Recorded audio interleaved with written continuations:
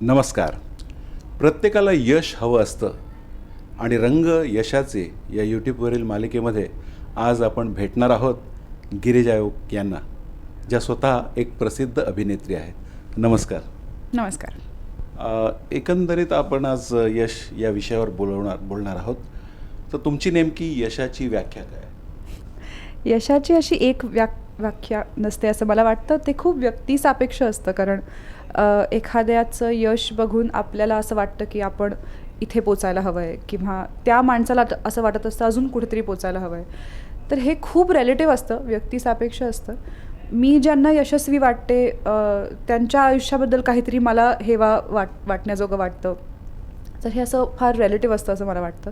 पण आपण जे काही करतो आहे ते प्रामाणिकपणे करतो आहे, त्याचं आपल्याला काहीतरी फळ मिळतं आहे, त्याबद्दल चार कौतुकाचे शब्द ऐकायला मिळत आहेत, हे माझ्या मते इनफ असतं. आजच्या या घडीला तुम्हाला खूप चांगलं असं यश मिळालेलं आहे. अर्थात अपेक्षा या नेहमी वाढलेल्या असतात. तर आत्ता या विशिष्ट शिखरावर असताना पुढे जेव्हा आपण पाहतो तर काय अशी मनात नेमकी गोष्ट निर्माण होते? मला अगदी प्रामाणिकपणे सांगावं तर इन्स्टंट गोष्टी फारशा आवडत नाहीत. ज्यात आपण खूप जीव ओतून खूप मेहनत करून एखादी गोष्ट जेव्हा निर्माण करतो त्याला खूप वेळ लागतो, किंवा त्याची निर्मिती कठीण असते, ती प्रक्रिया कठीण असते, पण त्यानंतर जी गोष्ट तयार होते ती खूप काळ टिकणारी असते, खूप पिढ्यानपिढ्या टिकणारी असते. सो इंग्लिशमध्ये त्याला एक फार छान शब्द आहे एअरलूम नावाचा. म्हणजे पिढीजात ज्या गोष्टी आपल्याकडे त्यांचं जतन केलं जातं, मग ते दागिने असतात, काही आपल्या पूर्वजांच्या वस्तू असतात, किंवा कथा असतात, गोष्टी असतात, साहित्य आहे आपलं, असं काहीतरी तयार करावं अशी माझी इच्छा आहे. म्हणजे आज काहीतरी केलं, उद्या ते 1000 लाख लोकांनी त्याला व्ह्यू केलं, मग लाईक केलं, आणि मग तुम्ही कुठेतरी पडद्याआड गेलात, दृष्टीआड झालात. असं न करता आपण जे काही करावं ते अजरामर दर्जाचं असावं, ह्यासाठी प्रयत्न इथून पुढे नेहमीच सुरू असतील.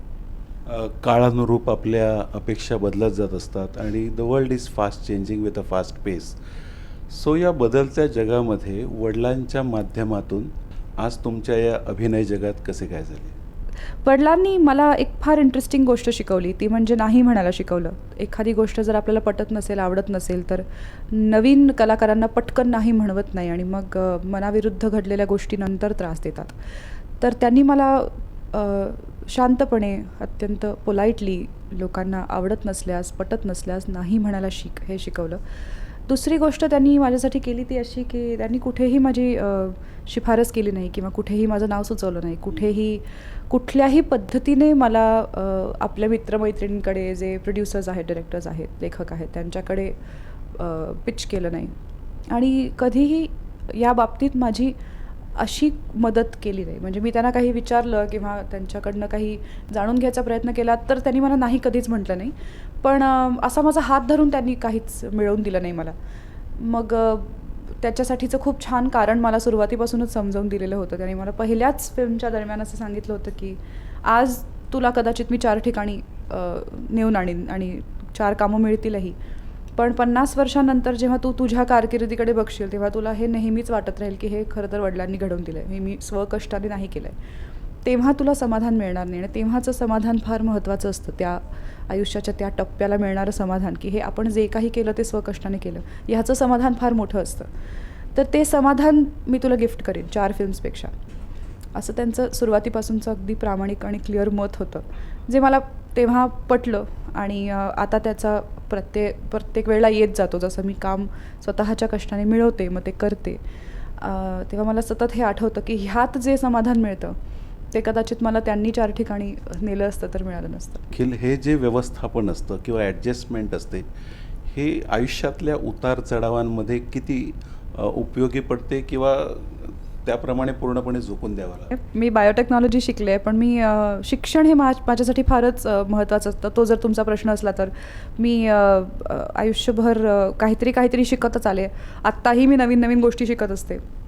सो ह्या वृत्तीमुळे खूप फायदा होतो, आणि मुळात पेशन्स खूप वाढतो. कारण एखादी गोष्ट चिकाटीने केल्याशिवाय ती आपल्याला जमणार नाही हे जेव्हा शिकण्यातून कळत जातं, तेव्हा ती वृत्ती तयार होत जाते, पेशन्स खूप येतो.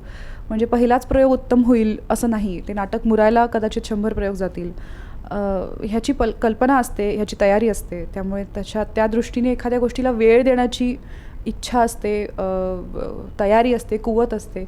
तर मला असं वाटतं शिक्षण म्हणा ते फक्त पुस्तकातून मिळालेलं नाही, तर कोणाही कडून प्राप्त झालेलं, आपण जे आजूबाजूला बघतो त्यातून ऑब्झर्व केलेलं, लोकांना भेटून त्यांच्याकडून मिळालेलं, ह्या सगळ्या छोट्या छोट्या गोष्टींमधून आपली पर्सनॅलिटी इंटरेस्टिंगली डेव्हलप होत जाते आणि त्याचा अर्थातच तुमच्या कामात आणि कामाबाहेर फरक पडतो. उतार चढाव सगळ्यांच्या आयुष्यात असतात, त्यांच्याशी तुम्ही डील कसं करता हे सगळ्यात जास्त महत्त्वाचं असतं. स्त्रियांच्या संदर्भातील ज्या काही समस्या आहेत त्या तुम्ही चित्रपटातून मांडलेल्या आहेत.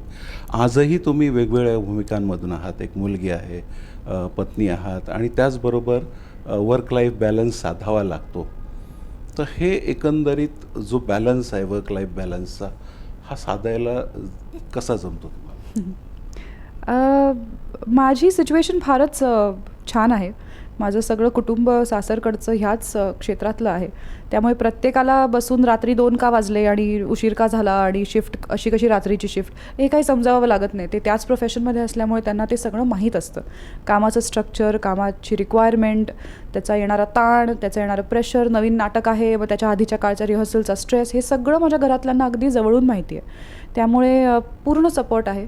माझा मुलगा आहे, आता तो 4 वर्षाचा होणार आहे. नवरा, सासू सासरे, आजी सासू, ह्या आम्ही सगळे एकत्र राहतो.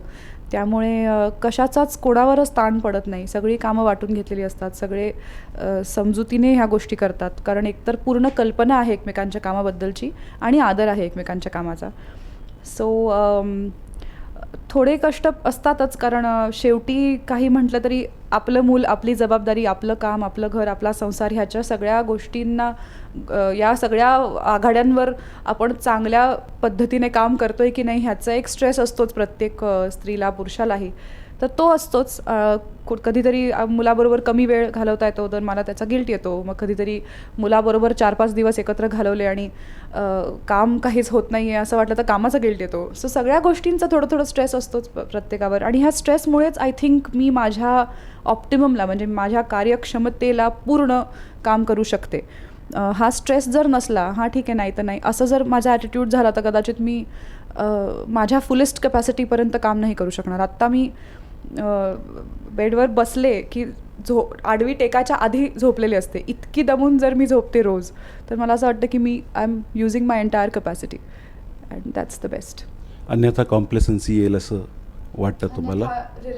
रिलॅक्स होईन, लथार्जिक होईन, कॉम्प्लेसन्सी येईल जी धोकादायक आहे. मनुष्य जीवन दुर्लभ असं म्हटलं जातं आणि न होता मनासारखे दुःख मोठे.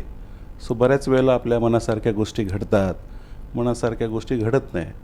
ह्या ज्या ॲक्सेसरीज इतर आपल्याला मिळालेल्या आहेत, माइंड असेल, सोल असेल, सो यांच्या संदर्भात तुम्ही चांगलं गातासुद्धा, तर यांच्या संदर्भात असं कुठेतरी मेडिटेटिव्ह लेवलला जाता का? नाही, मी काही फार टेक्निकली मेडिटेटिव्ह गोष्टी करत नाही. मी मेडिटेशन कधी शिकले नाही आहे. पण मला वाटतं आपल्याकडे ओव्हरऑल एखादी गोष्ट आवडली तर त्याच्याबद्दलचा उत्कट आनंद, आणि एखादी गोष्ट नाही आवडली तर त्याबद्दलचं गंभीर दुःख हे पूर्णपणे व्यक्तच केलं जात नाही. मला तसं मी तसं कधी केलं नाही आहे. माझ्या आईनी, माझ्या वडिलांनी मला तसं कधी आतमध्ये गोष्टी कोंडून ठेवायला शिकवलं नाही. त्यामुळे मी सगळ्या गोष्टींचा पूर्ण अनुभव घेतला. दुःख तर पूर्ण दुःख आणि आनंद तर तसाच आनंद आणि बाकी सगळ्याही गोष्टी. सो जे काही अनुभवते ते मला पूर्णपणे एक्सप्रेस करायची मुभा आहे. मग ते गाण्यातून असो, अभिनयातून असो, नाचातून असो, बोलण्यातून असो. असं समोरासमोर आयुष्य जगल्यानंतर मला वाटतं की काय म्हणतात त्याला, इम्पल्सिव्ह आउटबर्स्ट होत नाहीत ज्या लोकांच्या होतात. आणि ह्या सगळ्या गोष्टींचा, या सगळ्या अनुभवांचा खूप छान फायदा अभिनय करताना होतो. कारण प्रत्येक गोष्ट खोलात जाऊन अनुभवलेली असते. सो मेडिटेटिव्ह नाही, पण मला असं वाटतं की एक्सप्रेशन कंट्रोल न केल्यामुळे मी ओव्हरऑलच पेशंट आणि शांत झाले आहे. आणि तसं लहानपणापासूनच मी वाढले असल्यामुळे मला I have never had outbursts. I don't think I have outbursts at all. So आत्ता तुम्हाला प्रत्यक्षात जबरदस्त यश मिळालेलं आहे. याच्यापुढेही असं घवघवीत यश मिळणारच आहे. पण तरी देखील तुम्हाला तुमचे जे आज आता पाहणारे दर्शक आहेत त्यांना जाणून घ्यायचं आहे की यशाची अशी 2-3 सूत्र तुमची प्रत्यक्षात काय आहे? अरे बापरे, मुळात घवघवीत यश आणि जबरदस्त यश मला अजून मिळालं आहे की नाही मला माहीत नाही. खूप काम करायचं राहिलं आहे अजून, माझं काहीच वय नाही आणि मी काहीच काम केलं नाही आहे तसं. मी जे काही केलं आहे ते लोकांना आवडलं आहे किंवा ते करताना मला समाधान मिळालं आहे, हे ह्यातच मी माझं आत्ता तरी यश मानते. रिलेटिव्ह यश आत्ता तरी तसं आहे. सूत्र काय सांगावं, यशाचं असं काही सूत्र नसतं माझ्या मते. पण मला वाटतं आपल्याला जे काही काम मिळतं आहे, जर ते आपल्याला मिळत असेल काहीही कष्ट न करता किंवा कष्ट करून जरी मिळत असेल तर त्याचा आदर करावा, मेहनत करावी. मला खूप लोकं भेटतात की तोंड वाकडी करून खूप काम आहे आजकाल असं म्हणतात. तर मला तेव्हा असं वाटतं की अरे जेव्हा नसतं तेव्हा रडतोस ना मुला, तर मग म्हणजे आहे काम तर त्याबद्दल वाईट चेहरे कशाला करावेत कोणी. तर जे काही काम आहे ते आपल्याला मिळालं आहे, ते आपल्याला मिळालं आहे, दुसऱ्या कोणाला तरी कदाचित मिळत नाही आहे याची जाणीव ठेवून त्याचा आदर करावा, ते समोर असून करावं. आणि यश काय कधी असतं कधी नसतं. आत्ता सगळंच इतकं टेम्पररी आणि इन्स्टंट आणि काय म्हणतात व्हर्च्युअल झालं आहे की त्यात अडकून पडू नये असं मला वाटतं. तर या धकाधकीच्या जीवनात आपण अडकून पडू नये, इम्पल्सिव्ह असतानासुद्धा इमोशन्स सप्रेस होऊ नये आणि सहज सुंदरतेनं जगता यावं, त्या संदर्भातील पारितोषिकही त्यांना मिळालेलं आहे. तर अशा या गिरिजा ओक यांच्याशी मन खुलास अशी बातचीत आपण या ठिकाणी झाली आणि यशाचं रहस्य कळत नकळतपणे आपण त्यांच्याकडून जाणून घेतलं. तर विशेष करून तुम्ही आज या छोट्याशा मुलाखतीमध्ये सहभागी झालात त्याबद्दल तुमचे विशेष आभार आणि तुम्हाला जबरदस्त पुढच्या आयुष्याच्या उज्ज्वल अशा दिशा जागृत हो ही अपेक्षा करून मी तुमचे आभार व्यक्त करतो. Thank you so much. थँक्यू.